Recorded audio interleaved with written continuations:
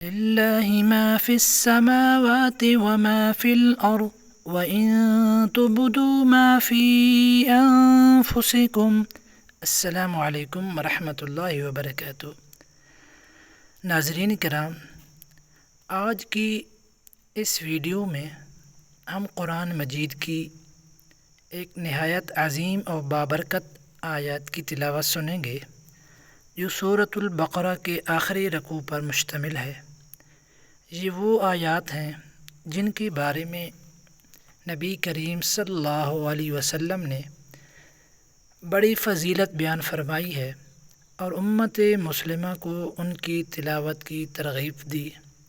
ان آیات میں اللہ تعالیٰ کی کامل قدرت، بندوں کی ایمان، اللہ تعالیٰ کی رحمت، معافی کی دعا، توکل، صبر اور کامل اطاعت کا عظیم پیغام موجود ہے۔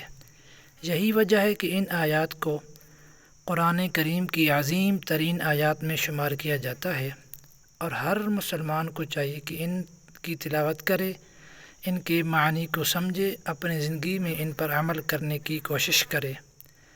آئیے ادب و خشوع اور توجہ کے ساتھ سورۃ البقرہ کے آخری رکوع کی تلاوت سنتے ہیں۔ اللہ تعالیٰ سے دعا کرتے ہیں کہ اللہ ہمیں قرآن مجید کو سمجھنے، اس پر عمل کرنے اور اس کی برکتوں سے بھرپور فائدہ اٹھانے کی توفیق عطا فرمائے، آمین۔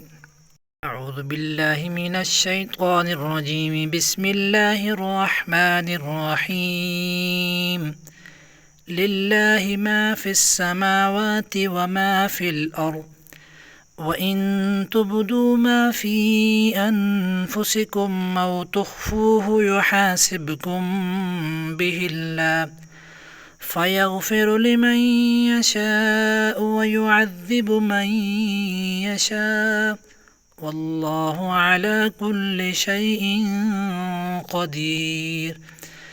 آمن الرسول بما أنزل إليه من ربه والمؤمنون كل آمن بالله وملائكته وكتبه ورسله لا نفرق بين أحد من رسله وقالوا سمعنا وأطعنا غفرانك ربنا وإليك المصير۔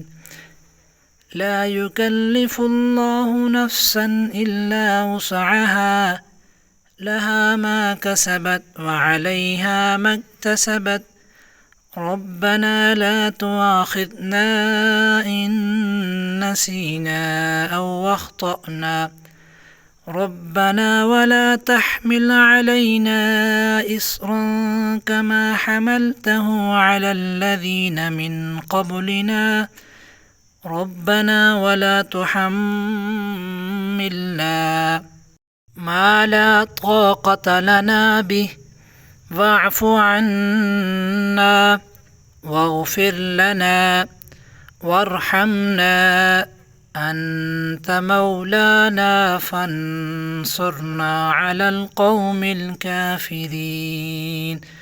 صدق الله العظيم۔